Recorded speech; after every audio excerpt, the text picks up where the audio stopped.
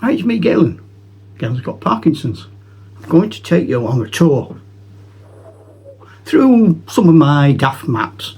A few of you have been kind enough to say you'd like to see them, so tough, here they are. I wanted to talk about maps because a lot of people are asking me about maps. I didn't just want it to be about fantasy maps, so this is the first thing I'm going to show you. This is a colonial map from my Northwest Frontier game. So that's Fort Monroe, and if I pan out from Fort Monroe, you can see the size of the map, Baluchistan. Now that didn't work for a war game, so what I then did was to come across here, and Fort Monroe is now there, and that is the campaign map. So I've just changed the scale. That's the campaign map. That's the sort of world overview. Then to show you that I don't always use hand-drawn maps, this is a superb book. Chancellorsville, really well written piece. Some photographs. Now, just look at that. That's a battle. That's a war game on a map. You know, I know if I put the Wilderness Church there, I can see the troops. That's got to be one of the best things in my collection. I can see a more orthodox version of the same map. There's the Wilderness Church. And then if I go here, this is the map that the commanders were using.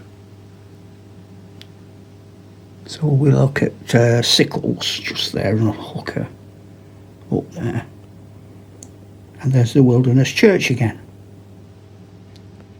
So if I'm doing an American Civil War battle, I can scale that to be my table. I can actually make my table look like that. How amazing is that? And it's dozens of battles in this book. It's beautiful. My son-in-law found me this. This is Britain. It's an Ordnance Survey map. Come down to where I live. How many Romans are there? Oh, none. But I've also got Ordnance Survey maps for the Dark Ages up to 1066. And that's great because it informs my current campaign using Dux Britanniarum. The game actually comes with quite a realistic and excellent map to get you started, and inside it tells you all of the different tribes you can be. My wall, I've also got an ancient map of Britain, incredibly well drawn. Now if you were going to use that in a campaign, it would drive you mental. I can see, I think, Hadrian's Wall perhaps, but I wouldn't like to have a guess at where anyone else is. And at the club we play Test of Honour. As part of Test of Honour, my mate and I have drawn, well, we both have a version of this map, and the pins show main dispositions of armies, and the coloured stickers tell us whether it's agriculture, how much it costs, how much it's worth, and the smaller pins, if I can find any, oh there's a little white one, they show where garrisons are and patrols and permanent bases. Using all the information from the Ordnance Survey maps and Dux Britanniarum, this is a map I'm beginning to create for my Arthurian campaign. Really, this is my Arthurian commander's headquarters. My hero is Bors, and he's there. And that's actually at a Roman fort called Burgwallis. And then the only battle I've had was here against Sea Peoples, and they won. So they have now been able to land all along the River Ouse there. And the final thing I want to show you is the earliest map I can find. And it's my bedroom back in the 60s, 70s, when it was an island called Galensborough. And later on, it became part of our fantasy world of Jural. But every game I play as a map. This is the Mahdiist War, and if I flick that larger map over, this is the area that my troops are actually garrisoned in at Suakin around the Red Sea. And we are having an imaginary campaign of what if the British had built a railway line to Khartoum, and that's what's trying to happen down there.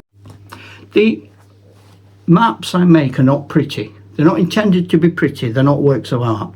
When I first started with the boroughs, which is as a child our bedrooms, so I'm Galen, Galen's borough, and so on.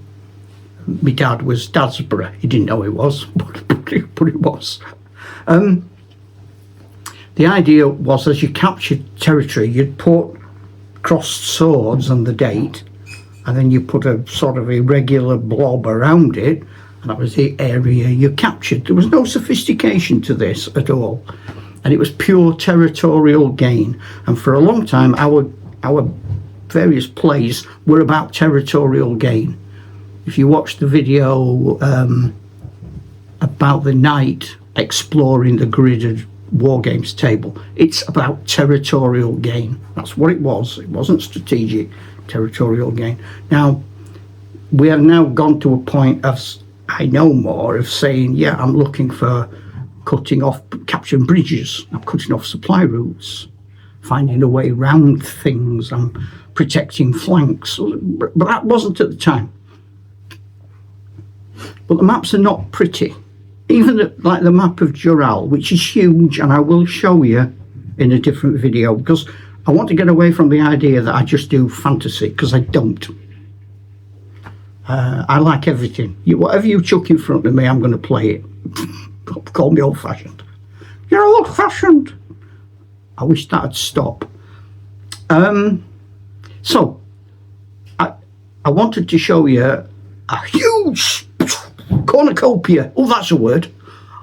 Cornucopia of different maps that I use. But they keep getting redrawn. I did a video a while ago about having a battle, and after a battle you've got to redraw the map, put stickers on it and redraw things, because circumstances change and you want that to be reflected on the map, which then feeds into the story. Because, and here's the point, that's a good teacher, I always have a point. It always comes at the end. If you have a good map, that will give you a good story, whether that is a historical campaign or a fantasy Dungeons and Dragons world. If you've got a proper map, things can exist within it. And a final thought, and this isn't one of my thoughts, this is somebody else, might be Charles Grant, but a friend of mine who's a wargamer told me about it. And the idea is, you find a real country. My friend has taken the island of Ireland, north and south, and what you do is you turn them upside down, and then you just change all the names to whatever sort of genre you're doing. Genre. Oh, I went posh, didn't it? Oh, well, it didn't, did it? It went a bit weird. I don't know what that did. I'm not doing that again. Note, don't let him do that again. Okay, right. I don't know what happened. So, yeah, so you get a map of a real place. Doesn't have to be a country. Could be a county. It could be a state. It could be province, whatever. I don't know where you live. Flip it upside down. Get some stickers. Change all the names.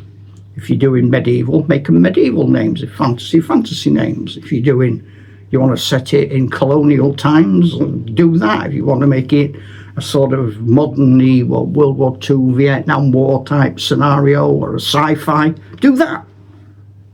The world is your veritable clam.